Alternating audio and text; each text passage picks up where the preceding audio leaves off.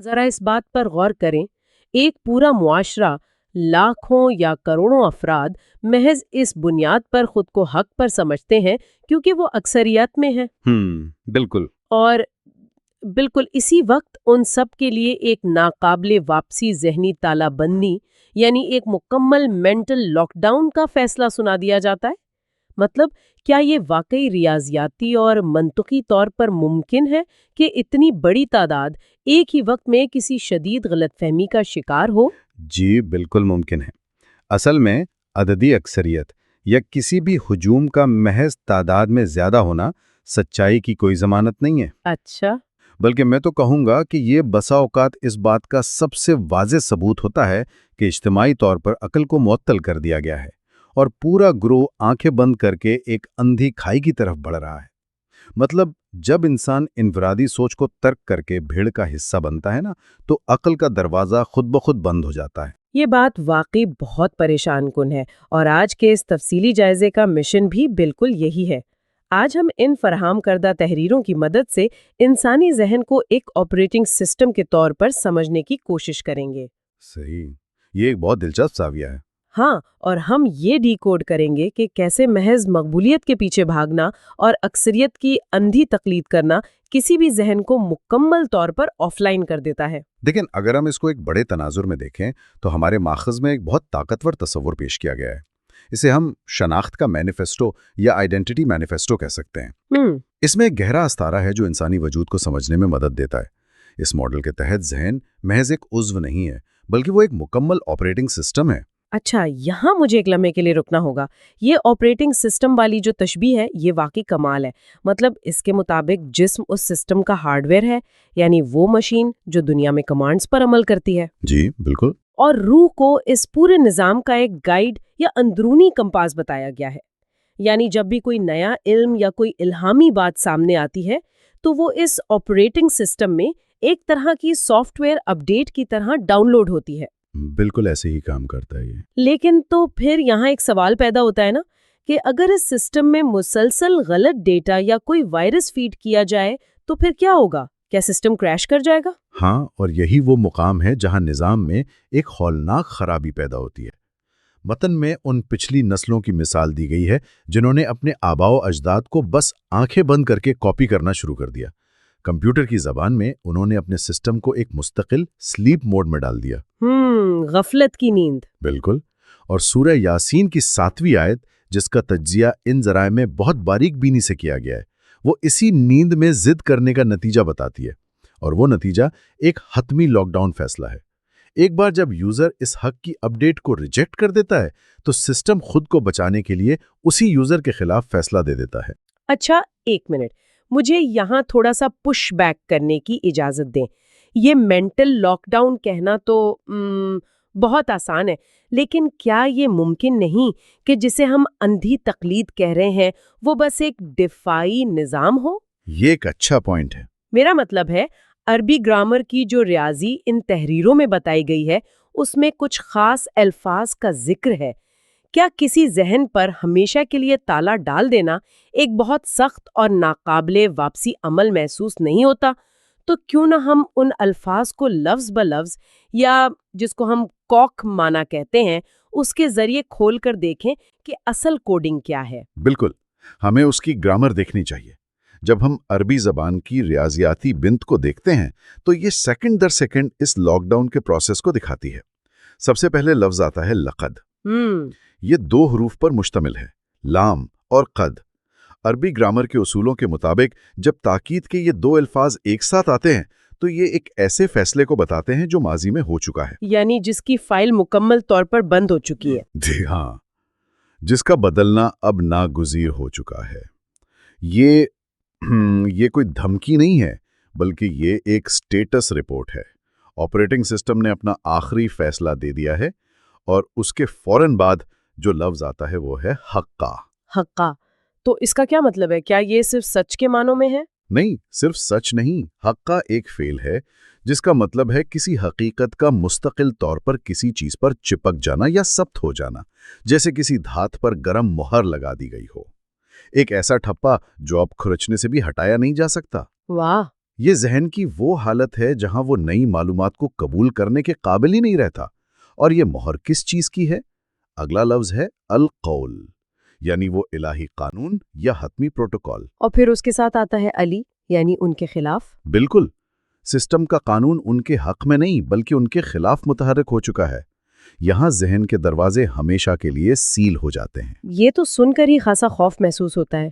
مطلب ایک شخص جسمانی طور پر زندہ ہے، وہ دفتر جا رہا ہے، سب کام کر رہا ہے، لیکن اس کا جو آپریٹنگ سسٹم تھا وہ ڈیڈ ہو چکا ہے۔ بالکل، وہ چلتی پھرتی لاش بن چکا ہے۔ اور پھر اگلا لفظ جو سامنے آتا ہے وہ اس پوری بحث کی جان ہے، اور وہ ہے اکثرہم، یعنی ان کی اکثریت۔ جی، اور یہیں آپ کے اس سوال کا جواب ملتا ہے جو آپ نے دفاعی نظام کے بارے میں پوچھا تھا۔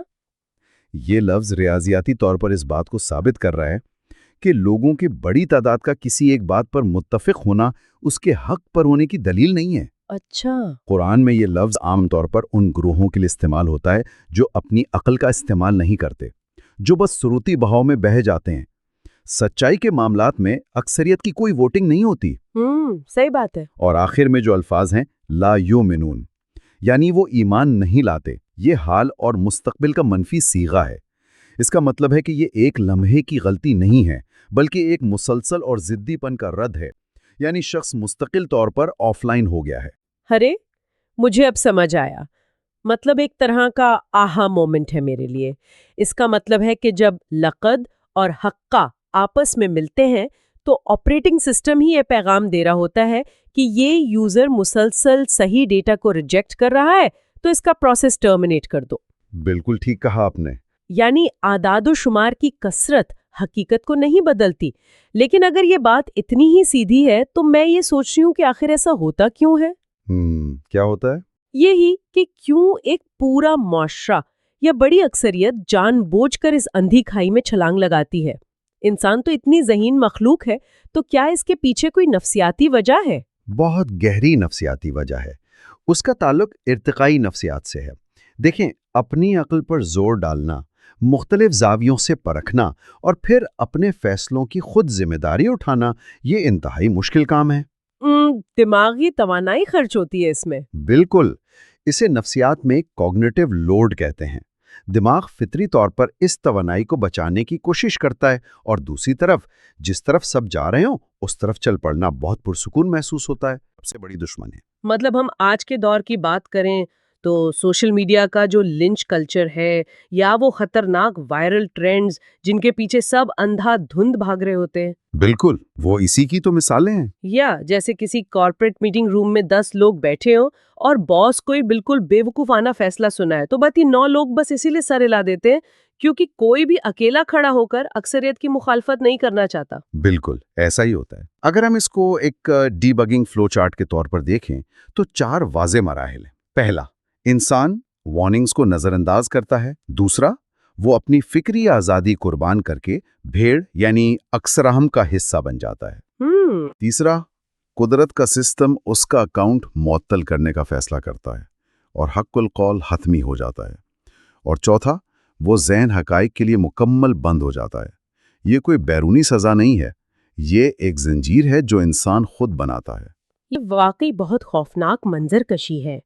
تو اب سب سے اہم سوال یہ ہے کہ اس خطرناک چکر سے باہر کیسے نکلا جائے؟ اس اندھی تقلید سے بچنے کا کوئی پریکٹیکل طریقہ، کوئی اٹامک ہیبٹ تو تحریروں میں بتائی گئی ہوگی نا؟ جی بالکل، اس کا ایک باقاعدہ فارمولا ہے۔ لیکن اس انتہائی اہم اور عملی راز کی طرف بڑھنے سے پہلے اور ہجوم سے الگ کھڑے ہونے کی وہ عادت سیکھنے سے پہلے میں ایک چھوٹی سی یاد دہانی کروا دوں۔ جی ضرور۔ کہ اگر آپ کو اس طرح کے پیچیدہ اور ذہن کو کھولنے والے موضوعات کا یہ تفصیلی جائزہ پسند آ رہا ہے تو اس سفر کو جاری رکھنے کے لیے ہمارے نیوز لیٹر کو ضرور جوائن کریں یا چینل کو سبسکرائب کریں۔ تو اب اس اہم ترین اقدام کی طرف واپس آتے ہیں۔ ہم اس ہجوم کی نفسیات سے کیسے بچ سکتے ہیں؟ اس کو ہجوم سے الگ ہونے کی عادت کا نام دیا گیا ہے۔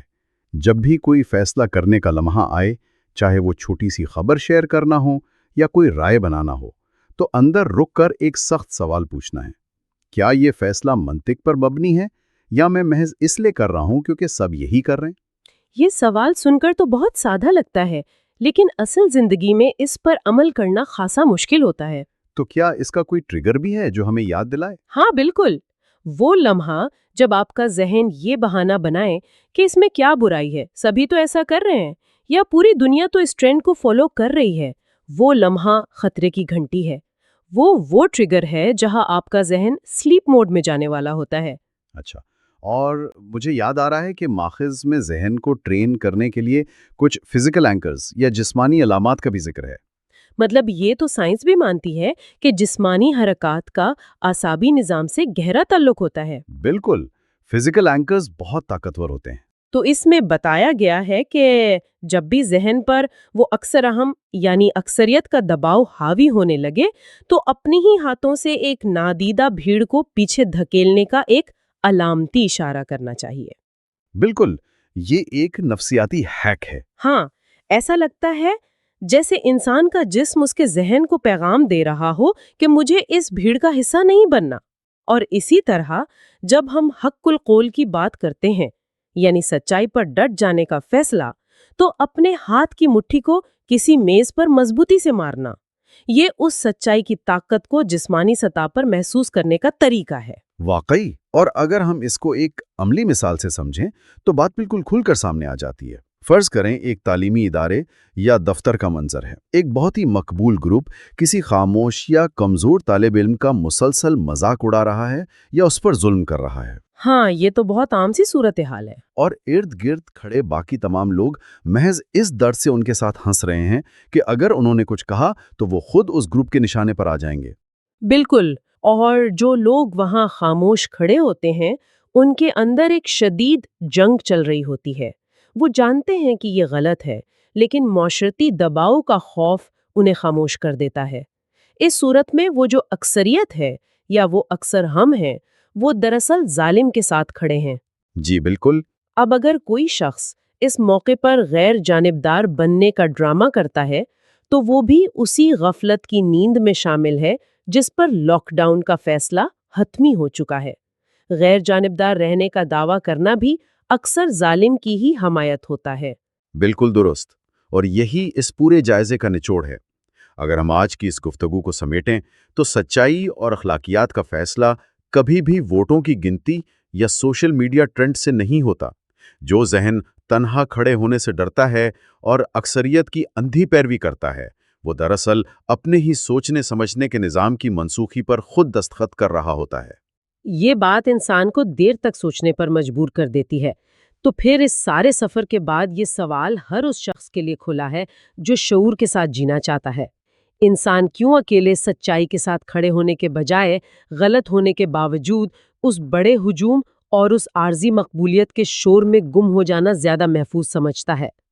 اس کمفرٹ زون اور اس اکثریت کے دھوکے کے درمیان آخر کیا تعلق ہے؟ اور سب سے بڑھ کر یہ کہ اس اندھی تقلید کے ہماری تعلیمی اور ڈیجیٹل زندگیوں پر وہ کون سے بھیانک اثرات مرتب ہو رہے ہیں جن کا ہمیں ابھی احساس تک نہیں۔